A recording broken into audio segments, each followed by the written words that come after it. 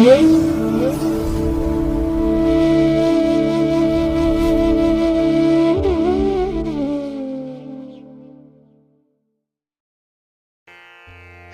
ಮಹಾಗಣಪತಯೇ ನಮಃ.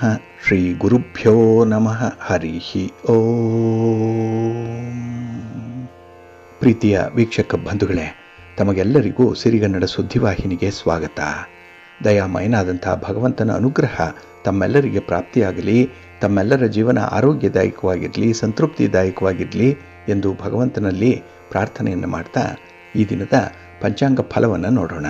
ಹಾಗೆ ಈ ದಿನದ ವಿಶೇಷತೆ ಏನು, ದ್ವಾದಶ ರಾಶಿಯವರ ಗೋಚಾರ ಫಲಾಫಲಗಳು ಹೇಗಿವೆ ಅನ್ನುವಂಥ ವಿಚಾರಗಳನ್ನು ಕೂಡ ತಿಳ್ಕೊಳ್ಳೋಣ. ಈ ದಿನ 2026 ಜೂನ್ ತಿಂಗಳ 12ನೇ ತಾರೀಕು ಭಾರ್ಗವ ವಾಸರ ಅಂದರೆ ಶುಕ್ರವಾರ.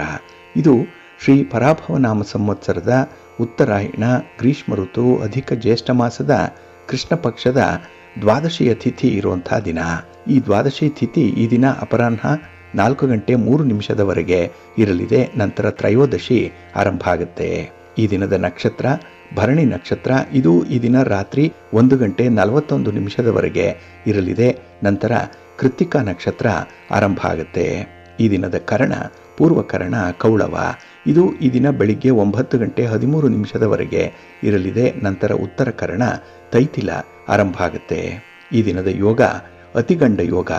ಇದು ಈ ದಿನ ರಾತ್ರಿ 9:25 ಇರಲಿದೆ. ನಂತರ ಸುಕರ್ಮ ಯೋಗ ಆರಂಭ ಆಗುತ್ತೆ. ಈ ದಿನ ದಿಕ್ಶೂಲೆ ಇರುವಂಥದ್ದು ಪಶ್ಚಿಮ ದಿಕ್ಕಿಗೆ. ಇನ್ನು ಈ ದಿನ ಸೂರ್ಯ ಇರುವಂಥ ರಾಶಿ ವೃಷಭ, ಚಂದ್ರ ಇರುವಂಥ ರಾಶಿ ಮೇಷ.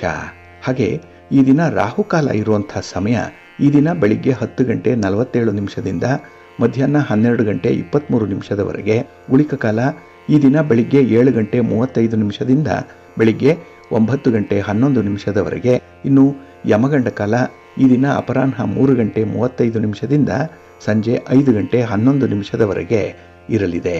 ಇನ್ನು ಈ ದಿನ ದುಷ್ಟ ಮುಹೂರ್ತ ಇರುವಂಥ ಸಮಯ ಈ ದಿನ ಬೆಳಿಗ್ಗೆ 8:09 ಬೆಳಿಗ್ಗೆ 9:05 ಹಾಗೆ ಮಧ್ಯಾಹ್ನ 12:48 ಮಧ್ಯಾಹ್ನ 1:44 ದುಷ್ಟ ಮುಹೂರ್ತದ ಸಮಯ. ಹಾಗಾಗಿ ಈ ಸಮಯದಲ್ಲಿ ಯಾವುದೇ ಪ್ರಯಾಣವನ್ನಾಗಲಿ ಯಾವುದೇ ಶುಭ ಕಾರ್ಯಗಳನ್ನಾಗಲಿ ಆರಂಭ ಮಾಡಬೇಡಿ.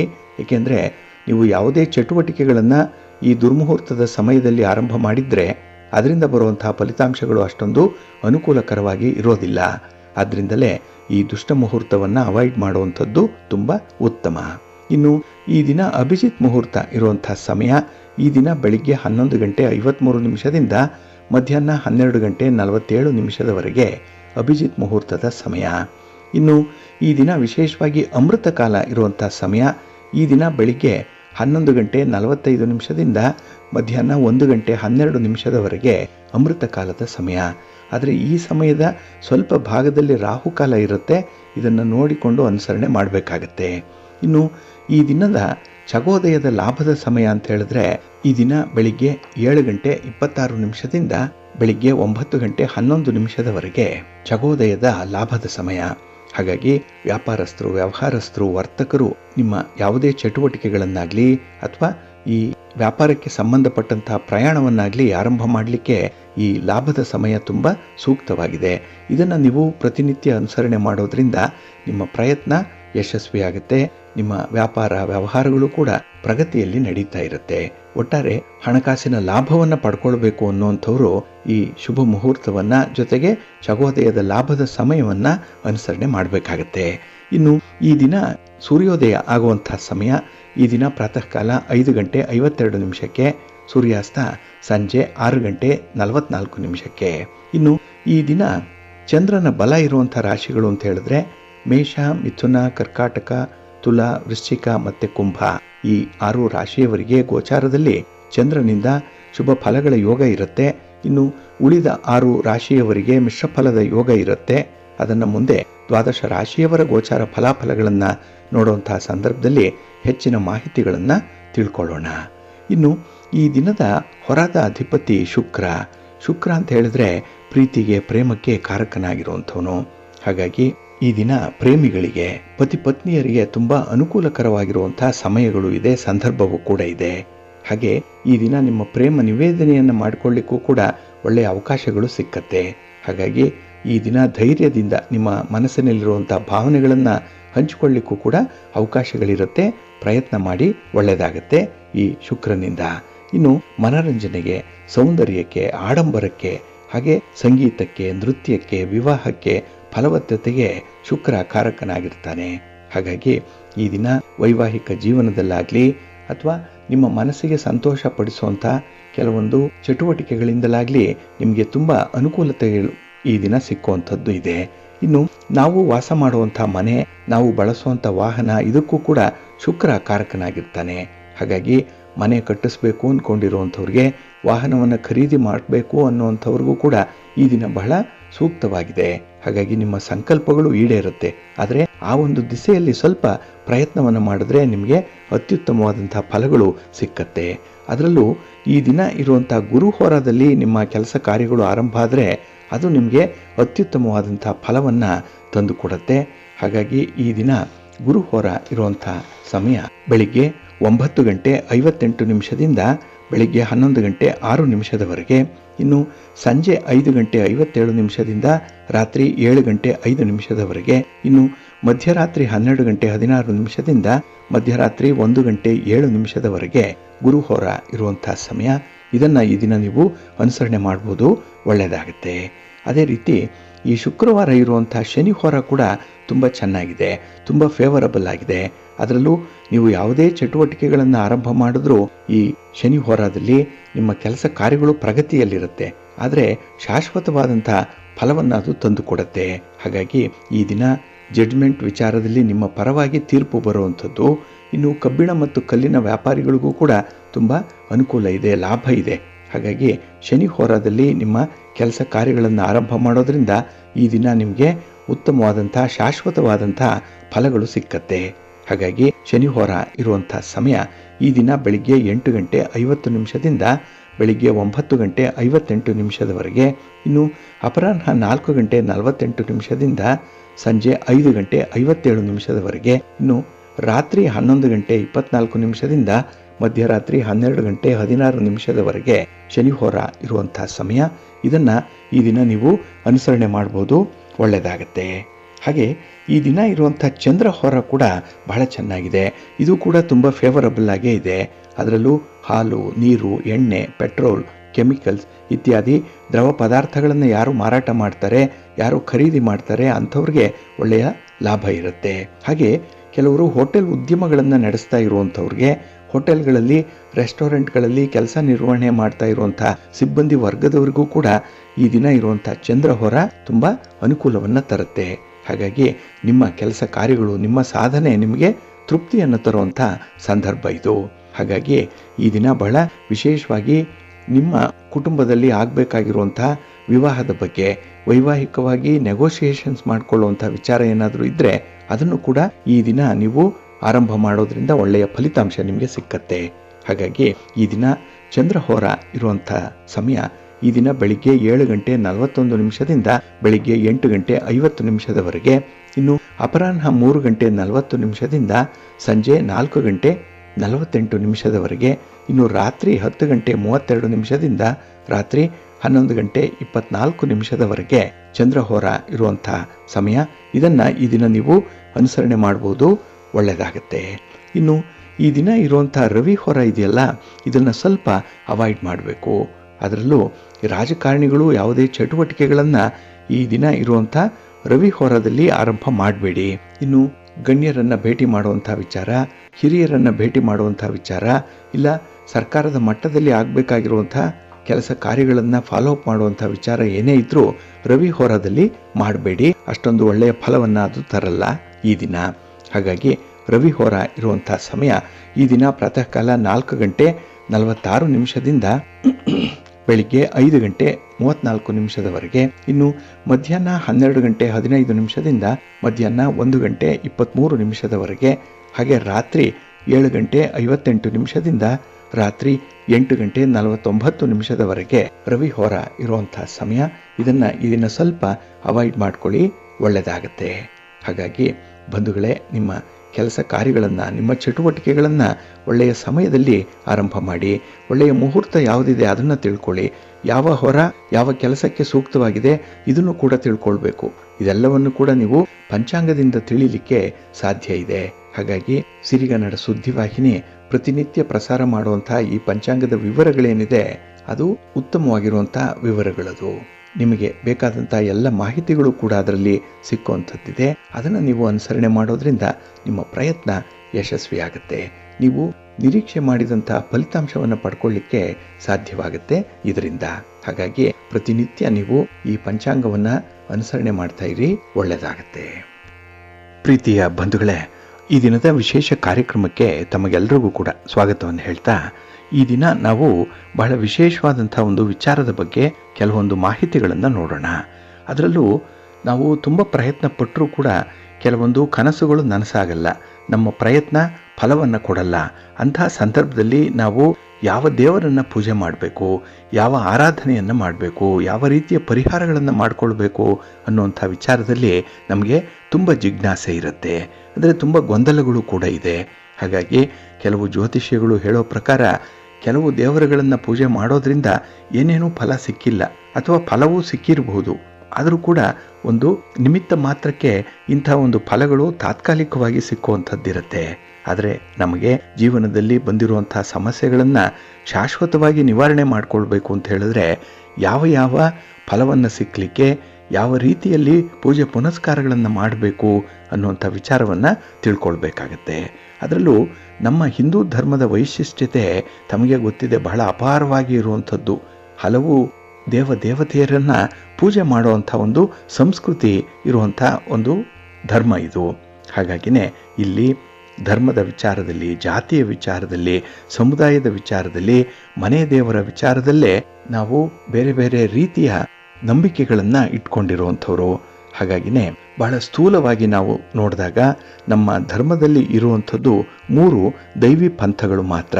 ಅವು ಶಿವನನ್ನು ಪೂಜೆ ಮಾಡುವಂಥವ್ರಿಗೆ ಶೈವರು ಅಂತ ಹೇಳಿ ಕರೀತಾರೆ, ವಿಷ್ಣುವನ್ನು ಪೂಜೆ ಮಾಡುವಂಥವ್ರಿಗೆ ವೈಷ್ಣವರು ಅಂತ ಹೇಳ್ತಾರೆ, ಇನ್ನು ಶಕ್ತಿ ದೇವತೆಗಳನ್ನು ಪೂಜೆ ಮಾಡುವಂಥವ್ರಿಗೆ ಶಾಕ್ತರು ಅಂತ ಹೇಳಿ ಕರೆಯುವಂಥದ್ದು ಇದೆ. ಹಾಗಾಗಿ ಈ 3 ದೇವರುಗಳ ನಾನಾ ಅವತಾರಗಳೇನಿದೆ ಅವುಗಳ ಸ್ವರೂಪಗಳನ್ನೇ ನಾವು ಪೂಜೆ ಮಾಡುವಂಥದ್ದು. ಮೇಲ್ನೋಟಕ್ಕೆ ಬೇರೆ ಬೇರೆ ಅಂತ ಹೇಳಿ ಕಂಡು ಬಂದರೂ ಕೂಡ ಸೂಕ್ಷ್ಮವಾಗಿ ನೋಡಿದ್ರೆ ಇವೆಲ್ಲವೂ ಕೂಡ ಒಂದೇನೆ. ಪೂಜೆ ಮಾಡ್ತಾ ಇರುವಂಥ ದೇವರು ಈ 3ರಲ್ಲಿ ಒಬ್ಬರ ಅವತಾರ ಅನ್ನುವಂಥದ್ದು ಗೊತ್ತಾಗತ್ತೆ. ಹಾಗಾಗಿನೇ ಈ 3 ಅವತಾರಗಳಲ್ಲಿ ಉಪ ಅವತಾರಗಳೇನಿದೆ ಅದನ್ನು ಬಹಳ ವಿಶೇಷವಾಗಿ ಗಮನಿಸಬೇಕು. ಇನ್ನು ಪ್ರತಿ ಜನ್ಮ ರಾಶಿಗೂ ಕೂಡ ಒಂದು ನಕ್ಷತ್ರ ಇರುತ್ತೆ, ಪ್ರತಿ ರಾಶಿಗೂ ಒಂದು ಗುಣ ಸ್ವಭಾವ ಅನ್ನುವಂಥದ್ದು ಇರುತ್ತೆ. ಒಂದು ಪಂಚಭೂತ ಇರುವಂತೆ ನಮ್ಮಿಂದ ಪೂಜೆಗೊಳ್ಳಬಹುದಾದಂತಹ ದೇವತೆಯೂ ಕೂಡ ಒಂದು ಇದ್ದೇ ಇರುತ್ತೆ. ಆಯಾ ಜನ್ಮ ರಾಶಿಯವರು ತಮಗೆ ಸಂಬಂಧಿಸಿದಂತಹ ದೇವತೆಗಳನ್ನು ಸ್ಮರಣೆ ಮಾಡಿ ಪೂಜೆ ಮಾಡಿ ಧ್ಯಾನ ಮಾಡಿದ್ರೆ ದೇವರು ಅವರಿಗೆ ಒಲಿದು ಬರ್ತಾನೆ, ಪ್ರಸನ್ನನಾಗಿ ವರವನ್ನು ನೀಡ್ತಾನೆ ಅನ್ನುವಂಥ ಒಂದು ನಂಬಿಕೆ ಇದೆ. ಆದ್ದರಿಂದಲೇ ಮೊದಲು ನಿಮ್ಮ ರಾಶಿಯ ದೇವತೆ ಯಾವುದು ಅನ್ನುವಂಥದ್ದನ್ನು ತಿಳ್ಕೊಳ್ಬೇಕು. ಅದರಲ್ಲೂ ಮನೆ ದೇವರು, ಕುಲದೇವರು ಇದನ್ನು ತಿಳ್ಕೊಳ್ಳುವಂಥದ್ದು ಬಹಳ ಮುಖ್ಯ. ಇನ್ನು ಯಾವ ಯಾವ ರಾಶಿಯವರಿಗೆ ಯಾವ ದೇವತೆ ವರವನ್ನು ಕೊಡ್ತಾರೆ ಅನ್ನುವಂಥ ವಿಚಾರವನ್ನು ಕೂಡ ಇಲ್ಲಿ ತಿಳ್ಕೊಳ್ಬೇಕು. ಮೇಷ, ವೃಶ್ಚಿಕ, ಮಕರ ಮತ್ತು ಕುಂಭ ಈ ರಾಶಿಯವರ ಬಗ್ಗೆ ಮೊದಲು ತಿಳಿಯೋದಾದರೆ, ಮೇಷ ಮತ್ತು ವೃಶ್ಚಿಕ ರಾಶಿಯನ್ನು ಆಳುವಂತಹ ಗ್ರಹ ಕುಜ, ಇನ್ನು ಮಕರ ಮತ್ತು ಕುಂಭ ರಾಶಿಯವನ್ನ ಆಳುವಂತಹ ಗ್ರಹ ಶನಿ ಗ್ರಹ. ಹಾಗಾಗಿ ಈ 4 ರಾಶಿಗಳಿಗೂ ಕೂಡ ಶಿವನೇ ಅಧಿಪತಿಯಾಗಿರುವಂಥವನು. ಹಾಗಾಗಿ ಈತನಿಗೆ ನಮ್ಮ ಮೊದಲ ಪೂಜೆ ಸಲ್ಲಬೇಕು. ಹಾಗೆ ಅಂತ ಹೇಳಿ ಬೇರೆ ಬೇರೆ ದೇವತೆಗಳನ್ನು ನಾವು ನಿರ್ಲಕ್ಷ್ಯ ಮಾಡುವಂಥದ್ದಲ್ಲ. ಅವರಿಗೂ ಕೂಡ ಪೂಜಾದಿಗಳಿದೆ, ಆದರೆ ನಂತರದಲ್ಲಿ ಇದೆ ಅನ್ನುವಂಥ ವಿಚಾರವನ್ನು ಗಮನಿಸಬೇಕಾಗತ್ತೆ. ಇಲ್ಲಿ ಶಿವನ ಪೂಜೆಯ ಸಂದರ್ಭದಲ್ಲಿ ಶಿವ ಪಂಚಾಕ್ಷರಿಗಿಂತ ಬೇರೆ ಅತ್ಯುತ್ತಮವಾದಂಥ ಮಂತ್ರ ಇಲ್ಲ. ಹಾಗಾಗಿ ಶಿವ ಪಂಚಾಕ್ಷರಿ ಮಂತ್ರವನ್ನು ನೀವು ಈ ಸಂದರ್ಭದಲ್ಲಿ ಸ್ಮರಣೆ ಮಾಡಿಕೊಂಡು ಹೇಳುವಂಥದ್ದು. ಇನ್ನು ಶಿವಲಿಂಗಕ್ಕೆ ಅಭಿಷೇಕವನ್ನು ಮಾಡಿ ಬಿಲ್ವಪತ್ರೆಯಿಂದ ಅರ್ಚನೆಯನ್ನು ಮಾಡುವಂಥದ್ದು ಈ ಸಂದರ್ಭದಲ್ಲಿ ಮಾಡಬೇಕು. ಇನ್ನು ಶಿವರಾತ್ರಿ ಜಾಗರಣೆ ಮಾಡುವಂಥವರು, ಶಿವಪೂಜೆಯನ್ನು ಮಾಡುವಂಥವರು, ರುದ್ರಾಷ್ಟಕ ಪಠಣವನ್ನು ಮಾಡುವಂಥವರು ಕೂಡ ವಿಶೇಷ ಸಂದರ್ಭಗಳಲ್ಲಿ ನೀವು ಇದನ್ನು ಪಠಿಸ್ಬೋದು. ಅದರಲ್ಲೂ ಈ ದಿನ ಪ್ರದೋಷದ ಸಮಯ ಸಂಜೆ ಇರೋದ್ರಿಂದ ಆ ಸಮಯದಲ್ಲಿ ಪಠಣ ಮಾಡಿದ್ರೂ ನಿಮಗೆ ಉತ್ತಮವಾದಂಥ ಅನುಕೂಲ ಸಿಕ್ಕತ್ತೆ, ಲಾಭ ಸಿಕ್ಕತ್ತೆ. ಇನ್ನು ಶಿವ ಸ್ತೋತ್ರಗಳನ್ನು ಹೇಳೋದ್ರಿಂದ ಶಿವ ಸಂತುಷ್ಟನಾಗ್ತಾನೆ. ಇದರಿಂದ ಬೇಡಿದ ವರವನ್ನ ಶಿವ ದಯಪಾಲಿಸ್ತಾನೆ ಅನ್ನುವಂಥ ನಂಬಿಕೆ ಇದೆ. ಇನ್ನು ತುಲಾ ಮತ್ತೆ ವೃಷಭ ರಾಶಿ, ಈ ರಾಶಿಗಳನ್ನು ಆಳುವಂತಹ ಗ್ರಹ ಅಂತ ಹೇಳಿದ್ರೆ ಶುಕ್ರ. ಈ ಎರಡೂ ರಾಶಿಗಳಿಗೆ ಅಧಿದೇವತೆ ಮಹಾಲಕ್ಷ್ಮಿ. ಹಾಗಾಗಿ ಮಹಾಲಕ್ಷ್ಮಿ ದೇವಿಯ ಕೃಪಾ ಕಟಾಕ್ಷ ಬಹಳ ಬೇಗ ಉಂಟಾಗುತ್ತೆ ಈ ದಿನ. ಏಕೆಂದರೆ ಈಗಾಗಲೇ ಬಹಳ ಮುಗ್ಧವಾಗಿ ನೀವು ಪೂಜಾ ಕೈಂಕರ್ಯದಲ್ಲಿ ತೊಡಗಿಸ್ಕೊಂಡಿದ್ದೀರಿ. ಜೊತೆಗೆ ಭಗವಂತನ ಸೇವೆ ಆರಾಧನೆಗೆ ಬಹಳ ಅನುಕೂಲಕರವಾದಂಥ ಸನ್ನಿವೇಶ ಇಲ್ಲಿ ಕಂಡು ಬರ್ತಾ ಇದೆ. ಹಾಗಾಗಿನೇ ಈ ದಿನ ಮಹಾಲಕ್ಷ್ಮಿಯ ಆರಾಧನೆಯನ್ನು ಕೂಡ ಮಾಡಬೇಕು ಅನ್ನುವಂಥದ್ದು, ಮಹಾಲಕ್ಷ್ಮಿಯ ಅನುಗ್ರಹ ಪ್ರತಿಯೊಬ್ಬರ ಮೇಲೂ ಕೂಡ ಇರಬೇಕು ಅನ್ನುವಂಥವ್ರು ಈ ವಿಶೇಷವಾದಂತಹ ಸ್ತೋತ್ರಗಳನ್ನು ಹೇಳ್ಕೊಳ್ಬೇಕು.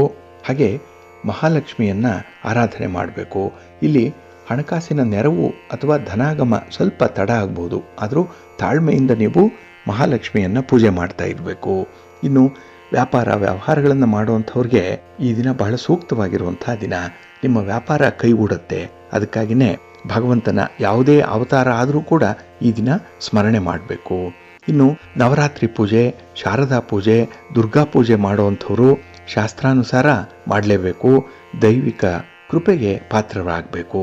ಹಾಗಾಗಿ ಶಕ್ತಿ ದೇವತೆಯ ಈ ಯಾವುದೇ ಅವತಾರ ಇದ್ರೂ ಕೂಡ ಅದನ್ನು ಈ ದಿನ ನಾವು ಸ್ಮರಿಸಬೇಕು ಮತ್ತು ಪೂಜೆ ಮಾಡಬೇಕು. ವಿಶೇಷವಾಗಿ ಈ ಪ್ರಯತ್ನ ನಡೀತಾ ಇರಬೇಕು. ಇನ್ನು ಮಿಥುನ ಮತ್ತು ಕನ್ಯಾ ರಾಶಿಯವರಿಗೆ ಈ ಎರಡೂ ರಾಶಿಗಳ ಅಧಿಪತಿ ಯಾರು ಅಂತ ಹೇಳಿದ್ರೆ ಬುಧ. ಹಾಗಾಗಿ ಸುಖಿ ಜೀವನಕ್ಕೆ ಕಾರಣವಾಗುವಂಥ ದೇವರು ಅಂತ ಹೇಳಿದ್ರೆ ಶ್ರೀಮನ್ ನಾರಾಯಣ, ಕ್ಷೀರಸಾಗರ ನಿವಾಸಿ ನಾರಾಯಣ. ಆ ಒಂದು ಸಂದರ್ಭದಲ್ಲಿ ಲಕ್ಷ್ಮಿ ಸಹಿತನಾಗಿ ಇರೋದ್ರಿಂದ ಲಕ್ಷ್ಮಿ ಕಟಾಕ್ಷವೂ ಕೂಡ ಉಂಟಾಗುತ್ತೆ ಅನ್ನುವಂಥ ಅಭಿಪ್ರಾಯ ಇದೆ. ಈ ದಿನದ ಪ್ರದೋಷ ಪೂಜಾ ಸಂದರ್ಭದಲ್ಲಿ ನೀವು ಶಿವನಿಗೆ ಬಿಲ್ವಪತ್ರೆಯಿಂದ ಅರ್ಚನೆಯನ್ನ ಮಾಡುವಂಥ ಒಂದು ಪ್ರಯತ್ನ ಮಾಡಿ, ಒಳ್ಳೆಯದಾಗತ್ತೆ. ಹಾಗೆ ಈ ದಿನ ಮಹಾಲಕ್ಷ್ಮಿಯ ಪೂಜೆಯಿಂದ ಶ್ರೀಮನ್ ನಾರಾಯಣನೂ ಕೂಡ ಪ್ರಸನ್ನನಾಗ್ತಾನೆ. ಹಾಗಾಗಿ ವಿಷ್ಣು ತತ್ವ ಇರುವಂತಹ ದೇವಾಲಯ ಅಥವಾ ಕೃಷ್ಣ ದೇವಾಲಯ, ಕೃಷ್ಣ ಮಠ, ಅಲ್ಲಿಗೆ ಈ ದಿನ ಭೇಟಿ ಕೊಡುವಂಥದ್ದನ್ನು ಮರಿಬೇಡಿ. ಹಾಗೆ ವಿಷ್ಣು ಪುರಾಣವನ್ನು ಓದುವಂಥದ್ದು, ವಿಷ್ಣುವಿಗೆ ತುಳಸಿಯಿಂದ ಅರ್ಚನೆಯನ್ನು ಮಾಡುವಂಥದ್ದು, ಹಾಗೆ ಕೆಲವೊಂದು ಪವಿತ್ರ ಗ್ರಂಥಗಳನ್ನು ಈ ದಿನ ಪಠಣ ಮಾಡುವಂಥದ್ದು ಕೂಡ ವಿಶೇಷ ಫಲವನ್ನು ನಿಮಗೆ ತಂದುಕೊಡುತ್ತೆ. ಒಟ್ಟಾರೆ ನೆಮ್ಮದಿ ಬೇಕು ಅನ್ನುವಂಥವರು ಇದನ್ನು ಅನುಸರಣೆ ಮಾಡಲೇಬೇಕು. ಇನ್ನು ಈ ದಿನ ಮಿಥುನ ಮತ್ತು ಕನ್ಯಾ ರಾಶಿಯವರಿಗೆ ಹಿರಿಯರಿಂದ ಒಳ್ಳೆಯ ಆಶೀರ್ವಚನ ಮತ್ತು ಅನುಗ್ರಹ ಪ್ರಾಪ್ತಿಯಾಗತ್ತೆ. ಇನ್ನು ಕರ್ಕಾಟಕ ರಾಶಿಯವರಿಗೆ ಅಧಿಪತಿ ಚಂದ್ರ. ಇವರು ಪೂಜೆ ಮಾಡಬೇಕಾದಂತಹ ದೇವತೆ ಅಂತ ಹೇಳಿದ್ರೆ ಗೌರಿ. ಹಾಗಾಗಿ ಇಲ್ಲಿ ಪಾರ್ವತಿ ಪರಮೇಶ್ವರರನ್ನ ಆರಾಧನೆ ಮಾಡಬೇಕು. ಪಾರ್ವತಿಯನ್ನ ಮನಸ್ಸಿನೊಳಗೆ ಈ ದಿನ ಧ್ಯಾನ ಮಾಡಿಕೊಳ್ಳುವಂಥದ್ದು. ಹಾಗೆ ಮನಸ್ಸಿನ ಒಂದು ರೀತಿಯಲ್ಲಿ ಏರಿಳಿತಗಳಿಗೆ ಈ ವಿದ್ಯಮಾನಗಳೇ ಸಾಕ್ಷಿಯಾಗೋದ್ರಿಂದ ಮನಸ್ಸನ್ನು ಸ್ವಲ್ಪ ನಿಯಂತ್ರಣದಲ್ಲೇ ಇಟ್ಕೊಳ್ಬೇಕಾಗತ್ತೆ. ಹಾಗೆ ಈ ದಿನ ಪಾರ್ವತಿ ಮಾತೆಯನ್ನು ನೆನೆಯೋದ್ರಿಂದ, ಆಕೆ ಕರುಣಾಳು ಆಗಿರೋದ್ರಿಂದ ನಿಮ್ಮ ಇಷ್ಟಾರ್ಥಗಳನ್ನು ಬೇಗ ನೆರವೇರಿಸುವಂಥ ಒಂದು ಪ್ರಯತ್ನ ಆಗತ್ತೆ. ಹಾಗಾಗಿ ಈ ದಿನ ನಿಮ್ಮ ಶಾಂತಿಯ ಪ್ರಯತ್ನ ಮುಂದುವರಿಲಿ. ಶಿವನೂ ಕೂಡ ಪ್ರಸನ್ನನಾಗ್ತಾನೆ, ವಿಷ್ಣುವು ಕೂಡ ನಿಮ್ಮ ಇಷ್ಟಾರ್ಥಗಳನ್ನು ನೆರವೇರಿಸ್ತಾನೆ. ಹಾಗೆ ದೇವಿ ಸ್ತುತಿ, ಲಲಿತಾ ಸಹಸ್ರನಾಮ ಇರ್ಬೋದು, ಅನ್ನಪೂರ್ಣೇಶ್ವರಿ ಸ್ತೋತ್ರ ಇರ್ಬೋದು, ಇದು ಬಹಳ ಮಂಗಳಕರವಾದಂತಹ ಸ್ತೋತ್ರ ಆಗಿರೋದ್ರಿಂದ ಇದನ್ನು ಕೂಡ ಅಭಿಪ್ರಾಯ ಇದೆ. ಇನ್ನು ಸಿಂಹರಾಶಿಯವರಿಗೆ ಸೂರ್ಯ ಅಧಿಪತಿಯಾಗಿರ್ತಾನೆ. ಸೂರ್ಯನ ಪ್ರಖರತೆಯನ್ನು ತಡೆದುಕೊಳ್ಳಬಲ್ಲಂತಹ ದೇವಾದಿ ದೇವ ಅಂತ ಹೇಳಿದ್ರೆ ಈಶ್ವರ ಮಾತ್ರ. ಹಾಗಾಗಿನೇ ಈಶ್ವರ ಕೈಲಾಸವಾಸದ ಅಧಿಪತಿ. ಸೂರ್ಯನ ಪ್ರಜ್ವಲತೆಯನ್ನ ಕಡಿಮೆ ಮಾಡಿ ಜೀವನದಲ್ಲಿ ಶಾಂತಿ ನೆಮ್ಮದಿಗಳನ್ನ ತಂದುಕೊಡುವಂಥವನು ಈಶ್ವರ ಮಾತ್ರ. ಹಾಗಾಗಿ ಜೀವನದಲ್ಲಿ ಈಶ್ವರ ಸುಲಭವಾಗಿ ಒಲಿಲಿಲ್ಲ ಅಂದ್ರೂ ಕೂಡ ನಿಷ್ಕಲ್ಮಶವಾದಂತಹ ಪ್ರೀತಿಗೆ ಮನಸೋತು ಬರ್ತಾನೆ. ನಿಮ್ಮ ಬೇಕು ಬೇಡಗಳನ್ನ ವಿಚಾರ ಮಾಡ್ತಾನೆ. ಹಾಗಾಗಿ ಇಲ್ಲಿ ನಿರಂತರವಾಗಿ ಭಗವಂತನನ್ನ ಕುರಿತು ಧ್ಯಾನ ಮಾಡಿ, ಯೋಗ ಮಾಡಿ, ಹಾಗೆ ಸ್ಮರಣೆ ಮಾಡ್ತಾ ಇರಿ, ಒಳ್ಳೆಯದಾಗತ್ತೆ. ಇನ್ನು ಧನಸ್ಸು ಮತ್ತು ಮೀನರಾಶಿ, ಈ ಎರಡೂ ರಾಶಿಯವರನ್ನು ಆಳುವಂತಹ ಗ್ರಹ ಅಂತ ಹೇಳಿದ್ರೆ ಗುರುಗ್ರಹ. ಗುರುವಿಗೆ ಅಧಿದೇವತೆ ಅಂತ ಹೇಳಿದ್ರೆ ದಕ್ಷಿಣಾಮೂರ್ತಿ. ಹಾಗಾಗಿ ಈ ಶಿವನ ಒಂದು ಅವತಾರ ಅಂತ ಹೇಳಿದ್ರೆ ಅದು ದಕ್ಷಿಣಾಮೂರ್ತಿಯ ಅವತಾರ. ಹಾಗಾಗಿ ಈ ದಿನ ಗುರು ದಕ್ಷಿಣಾಮೂರ್ತಿಗಳನ್ನ ಆರಾಧನೆ ಮಾಡಬೇಕು, ಸ್ತೋತ್ರ ಹೇಳ್ಕೊಳ್ತಾ ಇರಬೇಕು, ಒಳ್ಳೆಯದಾಗತ್ತೆ. ಹಾಗಾಗಿ ಬಂಧುಗಳೇ, ನಮ್ಮ ಮನೆ ದೇವರನ್ನ, ಕುಲದೇವರನ್ನ ನಾವು ಆಶ್ರಯ ಮಾಡೋದ್ರಿಂದ ಅಥವಾ ಪ್ರತಿ ವರ್ಷ ಜಾತ್ರಾ ಮಹೋತ್ಸವದಲ್ಲಿ ಪಾಲ್ಗೊಳ್ಳೋದ್ರಿಂದ, ಇನ್ನು ವಿಶೇಷವಾಗಿ ಶಕ್ತಿ ದೇವತೆಗಳ ಆರಾಧನೆಯಿಂದ ನಾವು ಉತ್ತಮ ಫಲವನ್ನು ಪಡ್ಕೊಳ್ಳಿಕ್ಕೆ ಸಾಧ್ಯವಾಗುತ್ತೆ. ದುಷ್ಟ ಶಕ್ತಿಗಳ ಭಯದಿಂದ ಕುಟುಂಬವನ್ನು ರಕ್ಷಣೆ ಮಾಡಿಕೊಳ್ಳಿಕ್ಕೆ ಇದರಿಂದ ಸಾಧ್ಯವಾಗುತ್ತೆ. ಒಟ್ಟಾರೆ ಈ ದಿನದ ಪ್ರಯತ್ನ ನಿಮಗೆ ಶುಭವನ್ನು ತರುತ್ತೆ. ಹಾಗೆ ಈ ದಿನ ಪ್ರದೋಷ ಪೂಜೆ ಇರೋದ್ರಿಂದ ಸಂಜೆ ಸಾಧ್ಯ ಆದರೆ ನೀವು ಶಿವನ ಆಲಯಕ್ಕೆ ಹೋಗಿ ಬನ್ನಿ, ಶಿವನ ದರ್ಶನ ಮಾಡಿ, ಶಿವನ ಪರಿವಾರ ದೇವತೆಗಳನ್ನ ಪ್ರಾರ್ಥನೆ ಮಾಡ್ಕೊಳ್ಳಿ, ಒಳ್ಳೆಯದಾಗತ್ತೆ. ಪ್ರೀತಿಯ ಬಂಧುಗಳೇ, ಇನ್ನು ಮುಂದೆ ದ್ವಾದಶ ರಾಶಿಯವರ ಗೋಚಾರ ಫಲಾಫಲಗಳು ಹೇಗಿವೆ ನೋಡೋಣ ಬನ್ನಿ. ಮೊದಲಿಗೆ ಮೇಷರಾಶಿ. ಮೇಷರಾಶಿಯವರಿಗೆ ಈ ದಿನ ಅನುಕೂಲಕರವಾಗಿರುವಂತಹ ದಿನ. ಏಕೆಂದರೆ ಚಂದ್ರ ಈ ದಿನ ನಿಮ್ಮ ರಾಶಿಯಲ್ಲೇ ಸ್ಥಿತನಾಗಿರೋದ್ರಿಂದ ಕೆಲಸ ಕಾರ್ಯಗಳಲ್ಲಿ ಹೆಚ್ಚಿನ ಉತ್ಸಾಹ ಇರುತ್ತೆ. ಇನ್ನು ಈ ದಿನ ಧಾರ್ಮಿಕ ವಿಚಾರಗಳಲ್ಲೂ ಕೂಡ ಗಮನ ತುಂಬ ಇದೆ. ಹಣಕ್ಕೆ ಸಂಬಂಧಿಸಿದಂತಹ ನಿರ್ಧಾರಗಳನ್ನು ತೆಗೆದುಕೊಳ್ಳುವಂತಹ ಪ್ರಯತ್ನ ಕೂಡ ಇದೆ. ಒಟ್ಟಾರೆ ಈ ದಿನದ ಪ್ರಯತ್ನಗಳು ನಿಮಗೆ ನಾಳಿನ ದೃಷ್ಟಿಯಲ್ಲಿ ಬಹಳ ಮುಖ್ಯವಾಗಿರುತ್ತೆ. ಇನ್ನು ಈ ದಿನ ವ್ಯಾಪಾರ ವ್ಯವಹಾರಗಳಲ್ಲಿ ನಿಮ್ಮ ನಿರ್ಧಾರಗಳು ಇದ್ದಕ್ಕಿದ್ದ ಹಾಗೆ ಬದಲಾವಣೆ ಆಗುವಂಥ ಸಂದರ್ಭದಲ್ಲಿದೆ. ಹಾಗಾಗಿ ನಿಮ್ಮ ತೀರ್ಮಾನಗಳೇನಿದೆ ಅದು ಗುರಿಯನ್ನು ತಲುಪುವವರೆಗೂ ಕೂಡ ಇಂಟ್ಯಾಕ್ಟ್ ಆಗೇ ಇರಲಿ, ಅದರ ಕಡೆ ಸ್ವಲ್ಪ ಗಮನ ಕೊಡಿ. ಇನ್ನು ಸ್ಥಿರಾಸ್ತಿಯ ಮಾರಾಟದ ವಿಚಾರ, ಖರೀದಿ ವಿಚಾರ, ಇಲ್ಲಿ ಹೊಸ ಲಾಭಗಳನ್ನು ಪಡ್ಕೊಳ್ಳುವಂಥ ಸಾಧ್ಯತೆ ಇದೆ. ಹಾಗಾಗಿ ಈ ಸಂದರ್ಭದಲ್ಲಿ ಸರ್ಕಾರದ ಕಾನೂನು ಕೂಡ ನಿಮ್ಮ ನೆರವಿಗೆ ಬರುತ್ತೆ. ಗುರು ಹಿರಿಯರ ಅನುಗ್ರಹ ಚೆನ್ನಾಗಿದೆ. ಹಾಗಾಗಿನೇ ಹೊಸ ಲಾಭಗಳನ್ನು ಮಾಡಿಕೊಳ್ಳಿಕ್ಕೆ, ಹೊಸ ಉದ್ದಿಮೆಗಳನ್ನು ಆರಂಭ ಮಾಡಲಿಕ್ಕೆ, ವ್ಯಾಪಾರವನ್ನು ವಿಸ್ತರಣೆ ಮಾಡಲಿಕ್ಕೆ ಸಂಕಲ್ಪ ಮಾಡಿಕೊಳ್ಳಿಕ್ಕೆ ಒಳ್ಳೆಯ ಸಮಯ ಇದು. ಇದನ್ನು ಮುಂದುವರಿಸಿ, ಒಳ್ಳೆಯದಾಗುತ್ತೆ. ನಿಮ್ಮ ಇಷ್ಟ ದೇವರನ್ನು ಆರಾಧನೆ ಮಾಡ್ತಾ ಇರಿ. ಹಾಗೆ ಭಕ್ತಿಯಿಂದ ಮಹಾಲಕ್ಷ್ಮಿ ಸ್ತೋತ್ರವನ್ನು ಹೇಳ್ಕೊಳ್ಳಿ, ಮಹಾಲಕ್ಷ್ಮಿಯ ದರ್ಶನ ಮಾಡ್ಕೊಳ್ಳಿ, ಒಳ್ಳೆಯದಾಗುತ್ತೆ.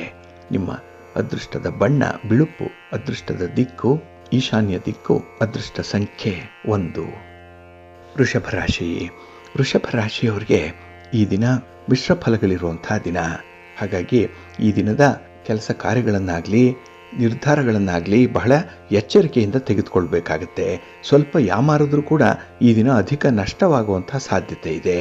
ಇನ್ನು ಈ ದಿನ ನಿಮ್ಮ ವ್ಯಾಪಾರ ವ್ಯವಹಾರಗಳಲ್ಲಿ ನಿಮ್ಮ ನಂಬಿಕೆ ಏನಿದೆ ಅದು ಸ್ವಲ್ಪ ಬದಲಾವಣೆ ಆಗುವಂಥ ಸಾಧ್ಯತೆ ಇದೆ. ವಿಶ್ವಾಸಾರ್ಹತೆ ಅನ್ನುವಂಥದ್ದೇ ಈ ದಿನ ಸ್ವಲ್ಪ ಕಡಿಮೆ ಪ್ರಮಾಣದಲ್ಲಿರುತ್ತೆ. ಹಾಗಾಗಿ ವ್ಯಾಪಾರದಲ್ಲಿ ವ್ಯವಹಾರದಲ್ಲಿ ಸ್ವಲ್ಪ ಟ್ರಾನ್ಸ್ಪರೆನ್ಸಿಯನ್ನು ಇಟ್ಕೊಳ್ಳುವಂಥದ್ದು ಉತ್ತಮ. ಇನ್ನು ಈ ದಿನ ಯಾವುದೇ ತೀರ್ಮಾನಗಳನ್ನು ಕೂಡ ಇದ್ದಕ್ಕಿದ್ದಾಗೆ ಬದಲಾವಣೆ ಮಾಡಲಿಕ್ಕೆ ಹೋಗಬೇಡಿ. ಹಾಗಾಗಿ ತೀರ್ಮಾನ ಚೆನ್ನಾಗಿದೆ, ಅದರಲ್ಲೇ ಮುಂದುವರಿರಿ.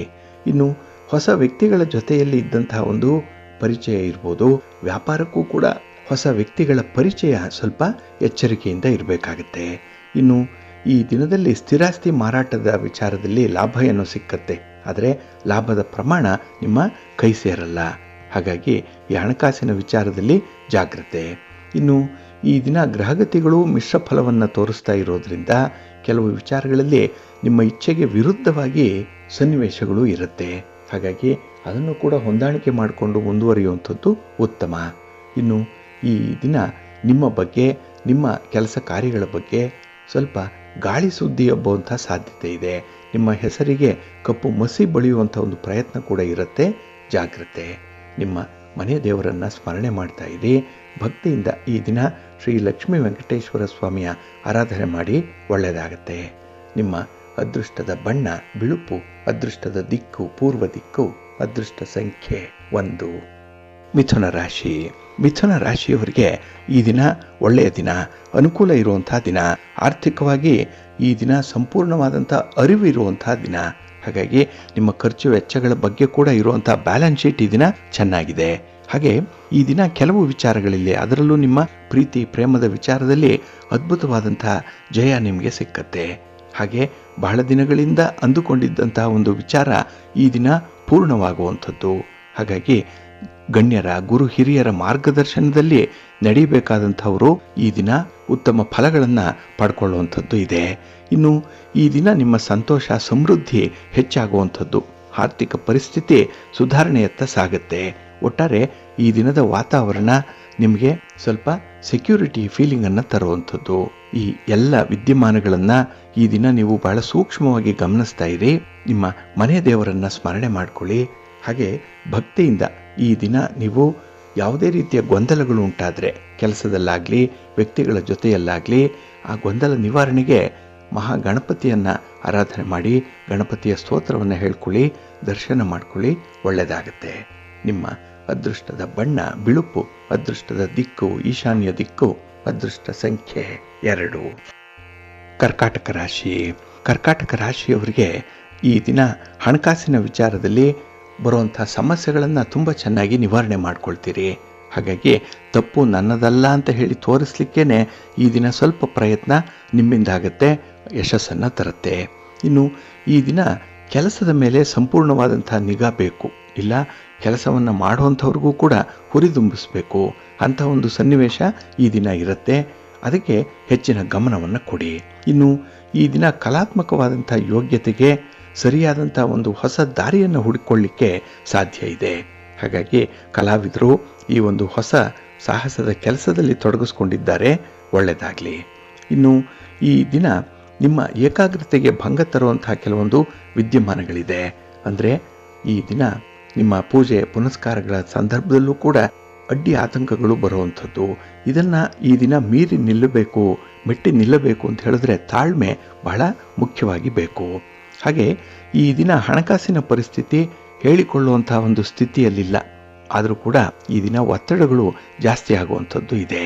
ಇನ್ನು ಉದ್ಯೋಗದಲ್ಲಿ ಇರುವಂಥವರು ಅಧಿಕಾರಿಗಳು ಹೊರಡುವಂತಹ ಸಂದರ್ಭ ಏನಿದೆ ಅದನ್ನು ನೋಡಿಕೊಂಡೇ ನೀವು ಮುಂದುವರಿಬೇಕು. ಇಲ್ಲಾಂದರೆ ಈ ದಿನ ದಾರಿ ತಪ್ಪುವಂಥ ಸಾಧ್ಯತೆ ಇದೆ.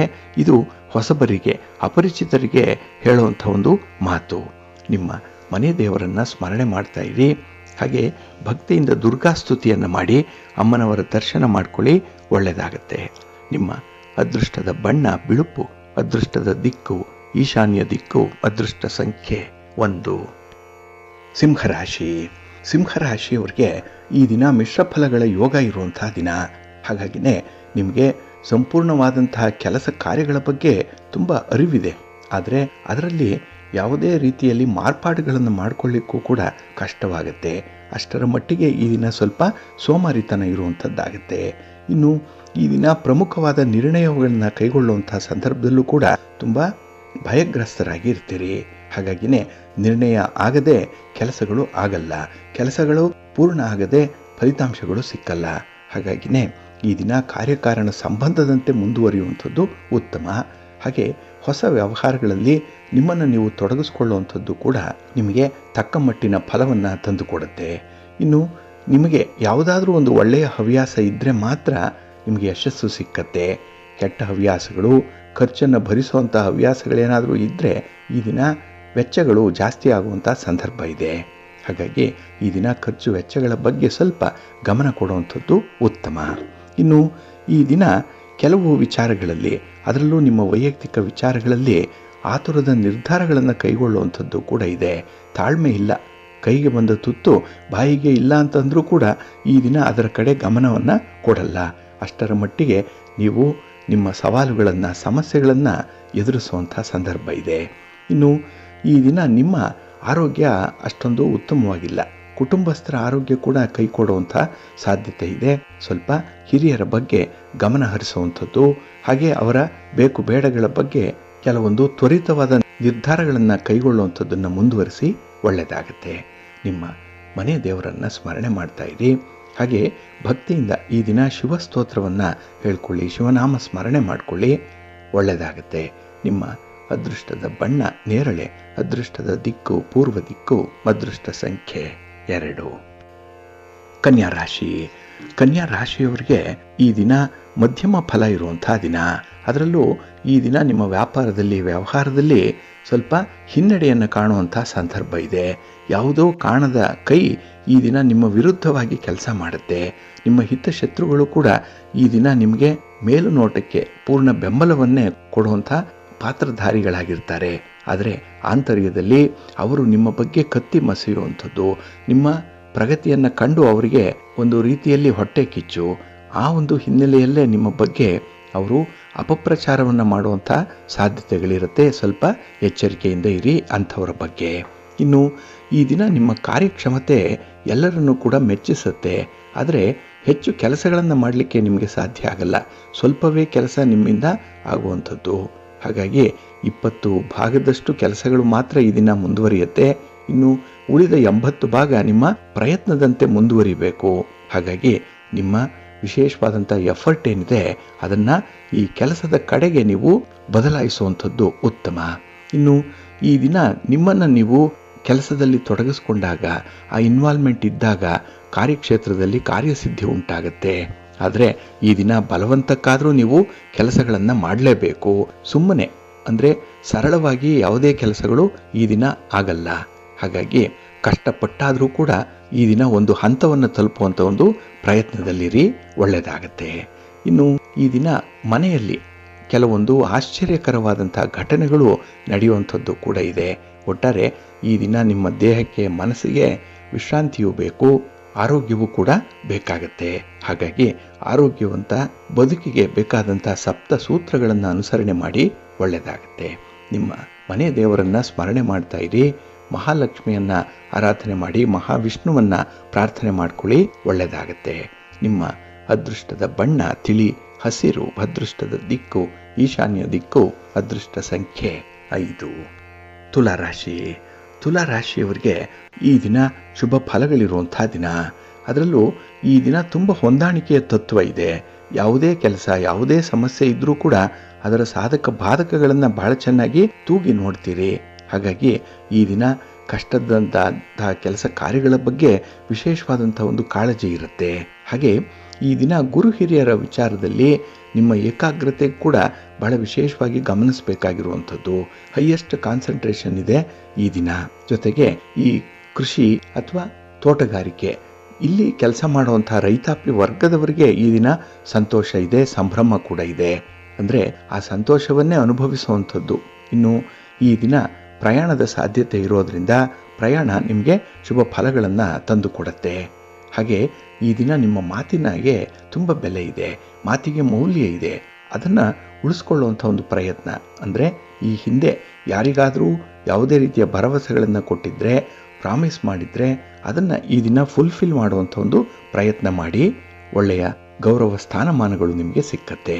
ಇನ್ನು ಈ ದಿನ ಅನಾವಶ್ಯಕವಾದಂಥ ಖರ್ಚುಗಳನ್ನು ತಪ್ಪಿಸ್ಕೊಳ್ಬೇಕು. ಆದರೆ ಈ ದಿನ ನಿಮ್ಮ ಸಂಗಾತಿ, ನಿಮ್ಮ ಪ್ರೀತಿ ಪಾತ್ರರನ್ನು ಓಲೈಸಲಿಕ್ಕೇ ಸ್ವಲ್ಪ ಹಣ ವೆಚ್ಚವಾಗುತ್ತೆ. ಒಟ್ಟಾರೆ ಈ ದಿನ ನಿಮಗೆ ಖರ್ಚಿನ ಪರಿವೇ ಇಲ್ಲ, ಆದರೆ ಕೆಲಸಗಳಾಗಬೇಕು ಅನ್ನುವಂಥದ್ದು. ಹಾಗೆ ಬೇರೆಯವರನ್ನು ಓಲೈಸಲಿಕ್ಕಾಗಿಯೇ ಈ ದಿನ ಕೆಲಸಗಳನ್ನು ಮಾಡುವಂಥ ಸಾಧ್ಯತೆ ಕೂಡ ಇದೆ. ಒಟ್ಟಾರೆ ಈ ದಿನ ನಿಮಗೆ ಫಲಪ್ರದವಾದಂಥ ದಿನ. ನಿಮ್ಮ ಇಷ್ಟ ದೇವರನ್ನು ಆರಾಧನೆ ಮಾಡಿ, ಭಕ್ತಿಯಿಂದ ಶಿವಸ್ತೋತ್ರವನ್ನು ಹೇಳ್ಕೊಳ್ಳಿ, ಶಿವನಾಮ ಸ್ಮರಣೆ ಮಾಡಿ, ಒಳ್ಳೆಯದಾಗತ್ತೆ. ನಿಮ್ಮ ಅದೃಷ್ಟದ ಬಣ್ಣ ಬಿಳುಪು, ಅದೃಷ್ಟದ ದಿಕ್ಕು ಈಶಾನ್ಯ ದಿಕ್ಕು, ಅದೃಷ್ಟ ಸಂಖ್ಯೆ 1. ವೃಶ್ಚಿಕ ರಾಶಿ. ವೃಶ್ಚಿಕ ರಾಶಿಯವರಿಗೆ ಈ ದಿನ ಶುಭ ಫಲಗಳಿರುವಂಥ ದಿನ.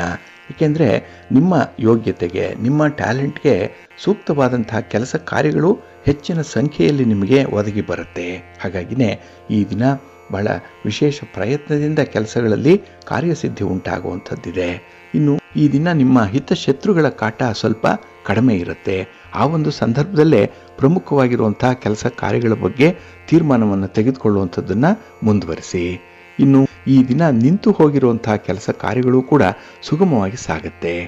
ಸಮಾಜದಲ್ಲಿರುವಂಥ ಪ್ರತಿಷ್ಠಿತ ವ್ಯಕ್ತಿಯೊಬ್ಬರ ಭೇಟಿ, ಅವರ ಜೊತೆ ಮಾತುಕತೆ, ಅವರ ಒಂದು ಸಲಹೆ ಈ ದಿನ ನಿಮ್ಮನ್ನು ಒಂದು ಸಮಸ್ಯೆಯಿಂದ ಪಾರು ಮಾಡುತ್ತೆ. ಹಾಗಾಗಿನೇ ಈ ಸಂದರ್ಭ ದೇಶ ಸುತ್ತು ಕೋಶ ಓದು ಅಂತ ಹೇಳಿ ಹಿರಿಯರು ಹೇಳುವಂಥದ್ದು ಈ ಕಾರಣಕ್ಕಾಗಿಯೇ. ಏಕೆಂದರೆ ಅನುಭವ ಬೇಕು ಅಂದರೆ 4 ಜನರನ್ನು ನೀವು ಕನ್ಸಲ್ಟ್ ಮಾಡಬೇಕು, ಅವರ ಅಭಿಪ್ರಾಯವನ್ನು ಪಡ್ಕೊಳ್ಬೇಕು.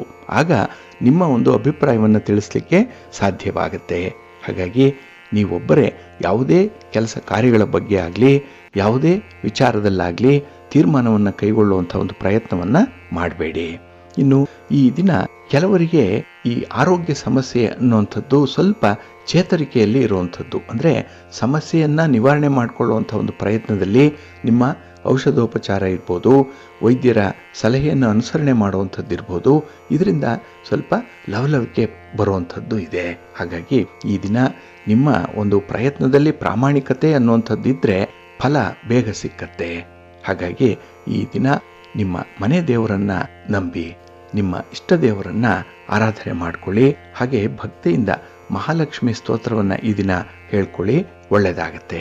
ನಿಮ್ಮ ಅದೃಷ್ಟದ ಬಣ್ಣ ಕೆಂಪು, ಅದೃಷ್ಟದ ದಿಕ್ಕು ಉತ್ತರ ದಿಕ್ಕು, ಅದೃಷ್ಟ ಸಂಖ್ಯೆ 1. ಧನುರಾಶಿ. ಧನುರಾಶಿಯವರಿಗೆ ಈ ದಿನ ಮಧ್ಯಮ ಫಲಗಳಿರುವಂತಹ ದಿನ. ಏಕೆಂದರೆ ಈ ದಿನದ ಮೊದಲ ಭಾಗ ಅನುಕೂಲಕರವಾಗಿದೆ, ಆದರೆ ಸಂಜೆಯ ಸಮಯಕ್ಕೆ ಸ್ವಲ್ಪ ಒತ್ತಡಗಳು ಉಂಟಾಗತ್ತೆ. ಹಾಗೆ ಯಾವುದೇ ಕೆಲಸ ಕಾರ್ಯಗಳನ್ನು ಈ ದಿನ ಪೂರ್ಣ ಮಾಡಲಿಕ್ಕೆ ಸಾಧ್ಯ ಆಗಲ್ಲ. ಏಕೆಂದರೆ ಪೂರ್ಣವಾದಂಥ ಮನಸ್ಸಿಲ್ಲ, ಜೊತೆಗೆ ಆತ್ಮವಿಶ್ವಾಸ ಕೂಡ ಕಡಿಮೆ ಇರುತ್ತೆ. ಇದೆಲ್ಲದರ ಕೊರತೆಯಿಂದ ಈ ದಿನದ ಕೆಲಸ ಕಾರ್ಯಗಳನ್ನು ನೀವು ಮುತುವರ್ಜಿಯಿಂದ ಪೂರ್ಣ ಮಾಡಬೇಕು. ಅದಕ್ಕಾಗಿ ಸ್ವಲ್ಪ ಇನ್ವಾಲ್ವ್ಮೆಂಟ್ ಅನ್ನುವಂಥದ್ದು ಇರಲಿ. ಇನ್ನು ಅಧಿಕಾರಿ ವರ್ಗದವರು ನಿಮ್ಮ ಕೆಲಸ ಕಾರ್ಯಗಳಿಗೆ ವಿಶೇಷವಾದಂಥ ಮೆಚ್ಚುಗೆಯನ್ನು ವ್ಯಕ್ತಪಡಿಸುವಂಥ ಸಾಧ್ಯತೆ ಕೂಡ ಇದೆ. ಆದರೆ ನಿಮಗೆ ಬೆಂಬಲ ಸಿಕ್ಕಿದೆ ಅಂತ ಹೇಳಿ ಮೈ ಮರಿಬಾರ್ದು, ಜಾಗ್ರತೆ. ಹಾಗೆ ಈ ದಿನ ಕುಟುಂಬ ಜೀವನದಲ್ಲಿ ಒಂದು ರೀತಿಯ ಸಂತೋಷ ಇದೆ, ಸಂಭ್ರಮ ಇದೆ. ಆದರೆ ಆ ಒಂದು ಸಂಭ್ರಮ ತಾತ್ಕಾಲಿಕವಾಗಿರುವಂಥದ್ದು. ಏಕೆಂದರೆ ಅದರ ಹಿಂದೆನೇ ನಿಮಗೆ ಒಂದು ಶುಭ ಸುದ್ದಿಯ ಜೊತೆಗೇನೆ ಕಹಿ ಸುದ್ದಿಯು ಬರುವಂಥ ಸಾಧ್ಯತೆ ಇರುತ್ತೆ ಈ ದಿನ. ಇನ್ನು ಮನೆಯ ಹೊರಗೆ ಆಶ್ಚರ್ಯಕರವಾದಂಥ ಘಟನೆಗೂ ಕೂಡ ನೀವು ಸಾಕ್ಷಿಯಾಗ್ತೀರಿ. ಹಾಗಾಗಿ ಈ ದಿನ ನಿಮ್ಮ ಸ್ವಂತ ಸಂಬಂಧಕ್ಕಿಂತ ನಿಮ್ಮ ಸ್ನೇಹಿತರ ಮೇಲೆ ಅವಲಂಬನೆ ಜಾಸ್ತಿ ಇರುತ್ತೆ ನಿಮಗೆ. ಅದನ್ನು ಈ ದಿನ ನೀವು ಎನ್ಕ್ಯಾಶ್ ಮಾಡ್ಕೊಳ್ಳಿ, ಒಳ್ಳೆಯ ಫಲವನ್ನು ಪಡ್ಕೊಳ್ಳಿಕ್ಕೆ ಸಾಧ್ಯ ಆಗುತ್ತೆ. ಜೊತೆಗೆ ನಿಮಗೆ ಆಗದೇ ಇರುವಂಥ ಕೆಲಸಗಳು ಕೆಲವನ್ನು ಕೈಬಿಟ್ಟಿದ್ದೀರಿ, ಅದನ್ನು ಕೂಡ ಮುಂದುವರಿಸುವಂಥ ಒಂದು ಪ್ರಯತ್ನ ಈ ದಿನ ಆಗುತ್ತೆ. ನಿಮ್ಮ ಮನೆ ದೇವರನ್ನು ಸ್ಮರಣೆ ಮಾಡ್ತಾ ಇರಿ. ಹಾಗೆ ಭಕ್ತಿಯಿಂದ ಅನ್ನಪೂರ್ಣೇಶ್ವರಿ ಸ್ತೋತ್ರವನ್ನು ಹೇಳ್ಕೊಳ್ಳಿ, ಮಹಾಗಣಪತಿಯನ್ನು ಆರಾಧನೆ ಮಾಡಿ, ಒಳ್ಳೆಯದಾಗುತ್ತೆ. ನಿಮ್ಮ ಅದೃಷ್ಟದ ಬಣ್ಣ ತಿಳಿ ಹಸಿರು, ಅದೃಷ್ಟದ ದಿಕ್ಕು ಈಶಾನ್ಯ ದಿಕ್ಕು, ಅದೃಷ್ಟ ಸಂಖ್ಯೆ 1. ಮಕರ ರಾಶಿ. ಮಕರ ರಾಶಿಯವರಿಗೆ ಈ ದಿನ ಮಧ್ಯಮ ಫಲ ಇರುವಂಥ ದಿನ. ಏಕೆಂದರೆ ಈ ದಿನ ಚಂದ್ರ ನಿಮಗೆ ಚತುರ್ಥದಲ್ಲಿದ್ದಾನೆ.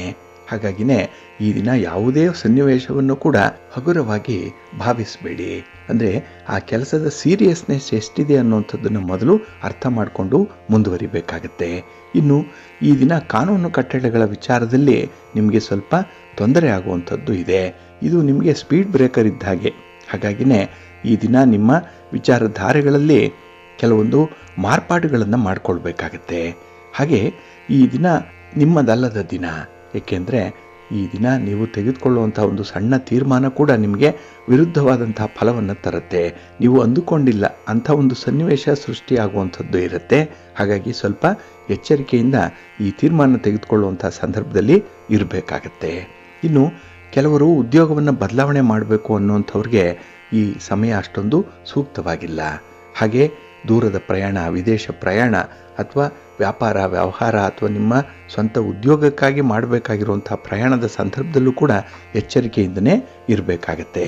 ಹಾಗೆ ಉದ್ಯೋಗ ಕ್ಷೇತ್ರದಲ್ಲಿ ಕಿರಿಕಿರಿ ಇದೆ ಅಂತ ಹೇಳಿ ಮನಸ್ಸಿಗೆ ನೋವನ್ನು ತಂದುಕೊಳ್ಬಾರ್ದು. ಇದು ಡಿಪ್ರೆಷನ್ಗೆ ಹೋಗುವಂಥ ಸಾಧ್ಯತೆ ಇರುತ್ತೆ. ಹಾಗಾಗಿ ಆ ಕಿರಿಕಿರಿಯನ್ನು ನಿವಾರಣೆ ಮಾಡಿಕೊಳ್ಳುವಂಥ ಒಂದು ಪ್ರಯತ್ನ ಮಾಡಿ.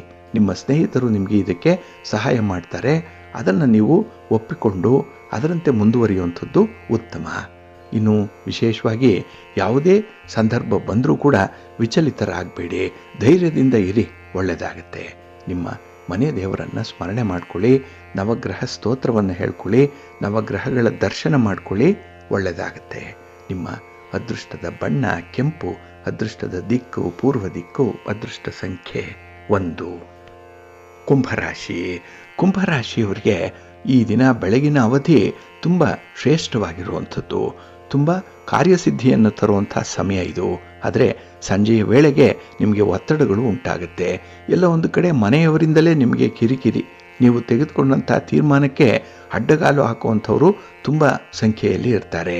ಹಾಗಾಗಿ ಸ್ವತಂತ್ರವಾಗಿ ಕೆಲಸವನ್ನು ಮಾಡಲಿಕ್ಕೂ ಕೂಡ ಈ ದಿನ ನೀವು ಕಷ್ಟಪಡಬೇಕಾಗತ್ತೆ. ಇನ್ನು ಈ ದಿನ ಕುರುಡು ನಂಬಿಕೆ ಇದೆಯಲ್ಲ, ಇದರಿಂದ ಕೆಲವೊಂದು ಹಾನಿಗೆ ಒಳಗಾಗುವಂಥ ಸಾಧ್ಯತೆ ಇರುತ್ತೆ. ಇನ್ನು ಈ ದಿನ ನಿಮ್ಮ ಕಾರ್ಯಕ್ಷೇತ್ರದಲ್ಲಿ ನಿಮಗೆ ಅನುಕೂಲಕರವಾಗಿರುವಂಥ ವಾತಾವರಣ ಇರೋದರಿಂದ ಬಹಳ ಬೇಗ ನೀವು ಪ್ರಸಿದ್ಧಿಯನ್ನು ಪಡ್ಕೊಳ್ತೀರಿ, ಒಳ್ಳೆಯ ಹೆಸರನ್ನು ಮಾಡ್ತೀರಿ. ಇದನ್ನು ಕಂಡು ಕೆಲವರಿಗೆ ತುಂಬ ದ್ವೇಷ ಭಾವನೆ ಬರುವಂಥ ಸಾಧ್ಯತೆ ಇರುತ್ತೆ.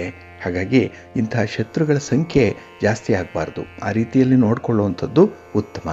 ಇನ್ನು ಈ ದಿನ ನಿಮ್ಮ ಯಶಸ್ಸನ್ನು ಯಾರೊಂದಿಗೂ ಕೂಡ ಹೇಳ್ಕೊಳ್ಬೇಡಿ. ಏಕೆಂದರೆ ನಿಮ್ಮ ಯಶಸ್ಸನ್ನು ಕಂಡು ಕೆಲವರು ಅಸಮಾಧಾನವನ್ನು ವ್ಯಕ್ತಪಡಿಸುವಂಥದ್ದಿರ್ಬೋದು, ಅಥವಾ ನಿಮ್ಮ ಮುಂದಿನ ಯೋಜನೆಗೆ ಅಡ್ಡಿಪಡಿಸುವಂಥ ಸಾಧ್ಯತೆಗಳು ಕೂಡ ಇರುತ್ತೆ. ಹಾಗಾಗಿ ನೀವು ಹೆಚ್ಚು ಜನರಿಗೆ ಈ ವಿಚಾರಗಳನ್ನು ತಿಳಿಸದೆ ಕೆಲಸಗಳನ್ನು ಮುಂದುವರಿಸುವಂಥದ್ದು ಉತ್ತಮ. ಕೆಲಸ ಆದ ಮೇಲೆ ಅದರ ಬಗ್ಗೆ ಹೇಳಿ, ಆದರೆ ಕೆಲಸದ ಆರಂಭದಲ್ಲೇ ಅದರ ಬಗ್ಗೆ ಹೆಚ್ಚು ಪ್ರಚಾರವನ್ನು ಮಾಡಬೇಡಿ. ಇನ್ನು ಈ ದಿನ ನಿಮ್ಮ ಮಾತಿನಲ್ಲಿ ಸ್ವಲ್ಪ ನಿಯಂತ್ರಣವನ್ನು ಇಟ್ಕೊಳ್ಳುವಂಥದ್ದು ಉತ್ತಮ. ಏಕೆಂದರೆ ಮಾತಿನಿಂದಲೇ ಕೆಲವೊಂದು ಭಿನ್ನಾಭಿಪ್ರಾಯಗಳು ಬರುವಂಥ ಸೂಚನೆಗಳು ಕಾಣಿಸ್ತಾ ಇದೆ. ಸ್ವಲ್ಪ ಜಾಗ್ರತೆಯಿಂದ ಇರಿ. ಹಾಗೆ ಈ ದಿನ ವಿದ್ಯಾರ್ಥಿಗಳಿಗೆ ಯಶಸ್ಸೇನೋ ಸಿಕ್ಕತ್ತೆ, ಆದರೆ ಆ ಯಶಸ್ಸಿನ ಸಂಭ್ರಮಾಚರಣೆಯಲ್ಲೇ ಮುಂದಿನ ಜವಾಬ್ದಾರಿಗಳನ್ನು ಮರಿಬೇಡಿ. ಹಾಗಾಗಿ ನಿಮಗೆ ಈ ಸುಖ, ಸೌಖ್ಯ, ಸಂತೋಷ ಅನ್ನುವಂಥದ್ದು ಈ ದಿನ ತಾತ್ಕಾಲಿಕವಾಗಿರುವಂಥದ್ದು. ಆದರೆ ಶಾಶ್ವತವಾದಂತಹ ಸಂತೋಷ ಇನ್ನು ಮುಂದೆ ಇದೆ. ಅದು ನಿಮ್ಮ ಗುರಿ ಆಗಬೇಕು. ಅದನ್ನು ತಲುಪುವಂಥ ಒಂದು ಪ್ರಯತ್ನವನ್ನು ಮುಂದುವರಿಸಿ, ಒಳ್ಳೆಯದಾಗತ್ತೆ. ಆಂಜನೇಯ ಸ್ತೋತ್ರವನ್ನು ಹೇಳ್ಕೊಳ್ಳಿ, ಹನುಮಾನ್ ಚಾಲೀಸನ್ನು ಹೇಳ್ತಾ ಇರಿ, ಮಹಾಲಕ್ಷ್ಮಿಯ ಆರಾಧನೆ ಮಾಡಿ, ಒಳ್ಳೆಯದಾಗತ್ತೆ. ನಿಮ್ಮ ಅದೃಷ್ಟದ ಬಣ್ಣ ಕೇಸರಿ, ಅದೃಷ್ಟದ ದಿಕ್ಕು ಪೂರ್ವ ದಿಕ್ಕು, ಅದೃಷ್ಟ ಸಂಖ್ಯೆ 1. ಮೀನರಾಶಿ. ಮೀನರಾಶಿಯವರಿಗೆ ಈ ದಿನ ದ್ವಿತೀಯದಲ್ಲಿ ಚಂದ್ರ ಇರೋದ್ರಿಂದ ನಿಮ್ಮ ಪ್ರಯತ್ನಗಳಿಗೆ ಈ ದಿನ ನೀವು ನಿರೀಕ್ಷೆ ಮಾಡಿದಂಥ ಒಂದು ಫಲ ಸಿಕ್ಕಲ್ಲ. ಹಾಗಾಗಿ ನಿಮ್ಮ ಶ್ರಮ ಈ ದಿನ ಸ್ವಲ್ಪ ವ್ಯರ್ಥವಾಗುವಂಥ ಸಾಧ್ಯತೆ ಇದೆ. ಇನ್ನು ಈ ದಿನ ನಿಮ್ಮ ಮಾತಿನಿಂದ ಕೆಲವೊಂದು ಅನರ್ಥಗಳನ್ನು ತಂದುಕೊಳ್ತೀರಿ. ಹಾಗಾಗಿನೇ ನಿಮ್ಮ ಅಭಿಪ್ರಾಯವನ್ನು ವ್ಯಕ್ತಪಡಿಸುವ ಮೊದಲು ಇನ್ನೊಮ್ಮೆ ಯೋಚನೆ ಮಾಡಬೇಕು. ಇನ್ನು ಯಾವುದೇ ಹಿರಿಯರ ಜೊತೆಯಲ್ಲಿ ಈ ದಿನ ನಿಮ್ಮ ಮಾತುಕತೆ, ಸಂವಾದ ನಡೆಯುವಂತಹ ಸಂದರ್ಭದಲ್ಲಿ ಅವರಿಗೆ ಒಂದು ಸ್ಪೇಸನ್ನು ಕೊಡಬೇಕು. ಅವರ ಮಾತು ಮುಂದೆ ಬರಬೇಕು, ನಂತರದಲ್ಲಿ ನಿಮ್ಮ ಮಾತು ಇರಬೇಕಾಗತ್ತೆ. ಹಾಗಾಗಿ ಎಲ್ಲ ನನಗೆ ತಿಳಿದಿದೆ ಅಂತ ಹೇಳಿ ಮಾತಾಡುವಂಥದ್ದು ಇದೆಯಲ್ಲ, ಅದು ನಿಮ್ಮ ಗೌರವಕ್ಕೆ ಅಷ್ಟೊಂದು ಸೂಕ್ತವಾದಂತಹ ಪ್ರಯತ್ನ ಅನ್ನಿಸ್ಕೊಳ್ಳಲ್ಲ. ಇಲ್ಲಿ ಮಾತಿನಲ್ಲಿ ಸ್ವಲ್ಪ ಜಾಗ್ರತೆ. ಇನ್ನು ಈ ದಿನ ನಿಮ್ಮ ಅಭಿಪ್ರಾಯವನ್ನು ತಿಳಿಸುವಂಥ ಸಂದರ್ಭ, ನಿಮ್ಮ ಪ್ರೀತಿ ಪಾತ್ರರ ಯೋಗಕ್ಷೇಮವನ್ನು ಕೂಡ ಗಮನದಲ್ಲಿಟ್ಕೊಳ್ಬೇಕಾಗತ್ತೆ. ಹಾಗಾಗಿ ನಿಮ್ಮ ಸಂಬಂಧಗಳಲ್ಲಿ ಸ್ವಲ್ಪ ಕಹಿ ಮೂಡುವಂಥ ಸಾಧ್ಯತೆ ಇರುತ್ತೆ. ನಿಮ್ಮ ಮಾತಿನಿಂದ ಸ್ವಲ್ಪ ಜಾಗ್ರತೆ. ಹಾಗೆ ಈ ದಿನ ಹಣಕಾಸಿನ ವಿಚಾರಗಳಲ್ಲಿ ಪ್ರಗತಿಯೇನೋ ಇದೆ, ಆದರೆ ದುಂದು ವೆಚ್ಚಗಳಾಗೋದ್ರಿಂದ ನಿಮಗೂ ಕೂಡ ಬೇಸರ ಆಗುತ್ತೆ. ಜೊತೆಗೆ ಕುಟುಂಬಸ್ಥರು ಕೂಡ ಹಣದ ವಿಚಾರದಲ್ಲಿ ನಿಮ್ಮನ್ನು ಪ್ರಶ್ನೆ ಮಾಡುವಂಥ ಸಾಧ್ಯತೆ ಇರುತ್ತೆ. ಹಾಗಾಗಿನೇ ಈ ದಿನ ಹಣಕಾಸಿನ ವ್ಯವಹಾರಗಳಲ್ಲಿ ಸ್ವಲ್ಪ ಜಾಗ್ರತೆ. ಯಾವುದೇ ವ್ಯವಹಾರಗಳನ್ನು ನೀವು ಮಾಡಬೇಡಿ. ಈ ದಿನ ಕುಟುಂಬಸ್ಥರನ್ನು ಅಥವಾ ನಿಮ್ಮ ಪ್ರೀತಿ ಪಾತ್ರರನ್ನು, ನಿಮ್ಮ ಸಂಗಾತಿಯನ್ನು ಈ ದಿನ ಮುಂದೆ ಬಿಡಿ. ಅವ್ರಿಗೂ ಕೂಡ ಒಂದು ಅನುಭವ ಬರುತ್ತೆ. ಜೊತೆಗೆ ನಿಮ್ಮ ವ್ಯವಹಾರಗಳಲ್ಲಿ ಅವರನ್ನು ಕೂಡ ನೀವು ಸೇರಿಸಿಕೊಂಡಂತಾಗತ್ತೆ. ಹಾಗಾಗಿ ಏಕಾಂಗಿಯಾಗಿ, ಒಂಟಿಯಾಗಿ ಈ ದಿನ ಹಣಕಾಸಿನ ನಿರ್ಧಾರಗಳನ್ನು ಕೈಗೊಳ್ಳಬೇಡಿ, ಅಷ್ಟೊಂದು ಫಲಪ್ರದ ಆಗಲ್ಲ. ಇನ್ನು ಈ ದಿನ ಪರಿಸ್ಥಿತಿ ಬಿಗಡಾಯಿಸುವ ಮೊದಲೇ ಎಚ್ಚೆತ್ತುಕೊಳ್ಳುವಂಥದ್ದು ಉತ್ತಮ. ಹಾಗಾಗಿ ಸ್ವಲ್ಪ ಅಲರ್ಟ್ ಆಗಿರಿ, ಒಳ್ಳೆಯದಾಗುತ್ತೆ. ನಿಮ್ಮ ಮನೆ ದೇವರನ್ನು ಸ್ಮರಣೆ ಮಾಡ್ತಾ ಇರಿ.